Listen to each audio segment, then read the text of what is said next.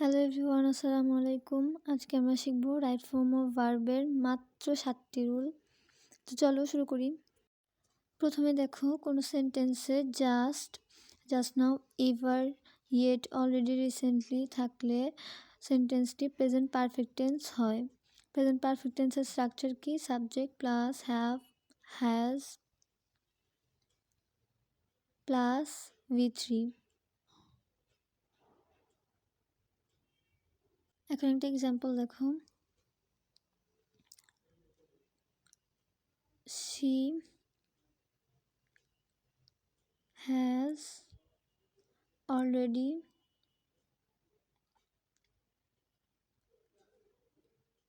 dash breakfast। সেন্টেন্সে কিন্তু আমাদের সাবজেক্ট আছে, হ্যাজ আছে, অলরেডি আছে। তার মানে কি সেন্টেন্সটা কিন্তু প্রেজেন্ট পারফেক্ট টেন্স। তার মানে ভার্বটা কি হবে? V3 হবে। টেকের V3 কি? টেকেন।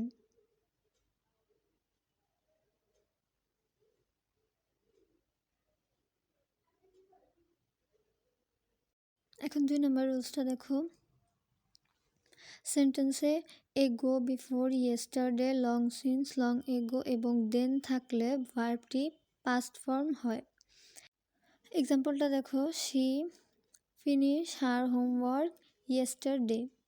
সেন্টেন্সে কিন্তু ইয়েস্টারডে আছে, তার মানে ভার্বটা কিন্তু আমাদের পাস্ট ফর্মে হবে। তাহলে ফিনিশের পাস্ট ফর্ম কি? Finished. She finish her homework yesterday. এবার 3 নম্বর রুলসটা দেখো। সেন্টেন্সে ভার্বের পূর্বে যদি প্রিপোজিশন থাকে তবে ভার্বের সাথে আইএনজি হয়।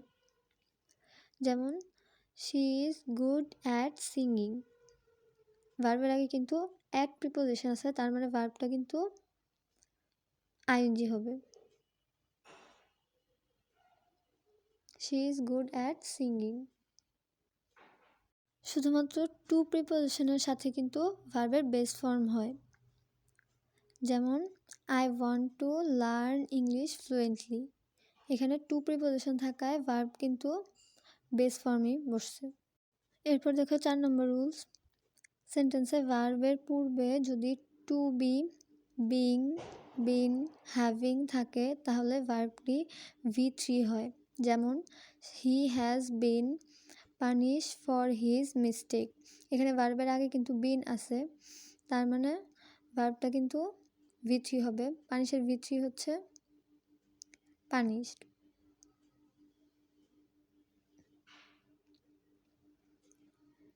হি has been punished for his mistake.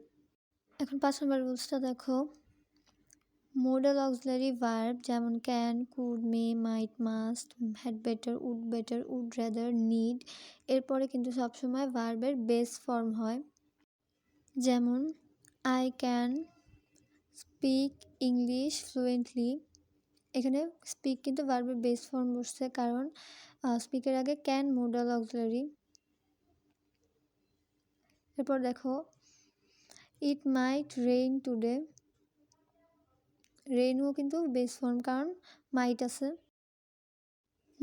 এবার 6 নম্বর রুলসটা দেখো। কোনো ব্র্যাকেট ভার্বের সাথে নট থাকলে সেখানে do not, does not, did not হয়।